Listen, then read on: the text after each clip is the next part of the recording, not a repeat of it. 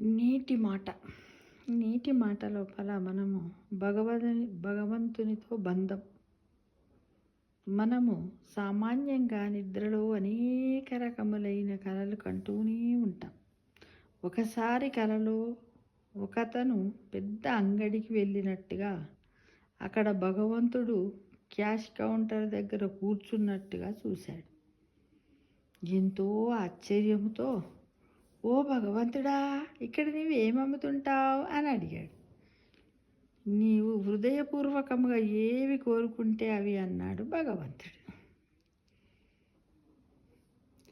సాక్షాత్తు భగవంతుని నుండి నేరుగా కొనుగోలు చేసే అవకాశము జారవిడ్చుకోరాదని, లౌకిక విషయాలు భగవంతుణ్ణి కోరరాదని తనలో యోచించి, "ఓ భగవంతుడా, నాకు సత్యము, శాంతి, ప్రేమ కావాలి."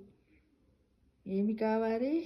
సత్యము, శాంతి, ప్రేమ కావాలి, తృప్తి కావాలి. ఒక్క మాటలో చెప్పాలంటే నా జీవితాన్ని ఆనందమయం చేసేవన్నీ కావాలి అని కోరాడంట.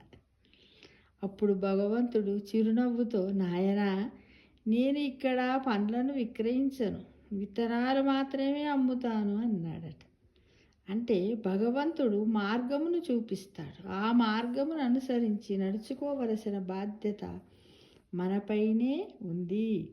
అటువంటి అర్పితం చేస్తే మనకు అనంతమైన ఫలితాన్ని అందిస్తాడు. సత్సంకల్పం మనకు ఉంటే, భగవంతునితో బంధం పెట్టుకుంటే మనకు ఏది మంచిదో అదే జరుగుతుంది, ఏది అవసరమో అదే లభిస్తుంది.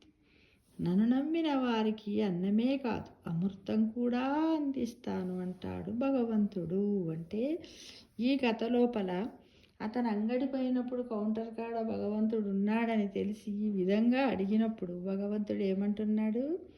"నేను ఇక్కడ ఫలాలను అందించను, ఏమందిస్తా? విత్తనాలనే ఇస్తాను. కాబట్టి మీ ప్రయత్నాలు మీరు చేసుకున్నట్టయితే ఆ విత్తనాలను మీరు వేసుకుని, అంటే మనం చేసే ప్రతి పనిని దానితో విత్తనాలను, మంచి పనులతోటి విత్తనాలను నాటినట్టయితేనే మంచి ఫలాలు మనకు వస్తాయి కదా. ఎలాంటి కర్మలు చేసుకుంటే అలాంటి ఫలితాలని మనం పొందుతామని భగవంతుడు చెప్పాడు. నన్ను నమ్మిన వారికి అన్నమే కాదు, అమృతం కూడా అందిస్తాను అంటాడు ఆ భగవంతుడు అని ఈ కథ ద్వారా మనం తెలుసుకున్నాం ఫ్రెండ్స్. సమస్త లోక సుఖినో భవంతు.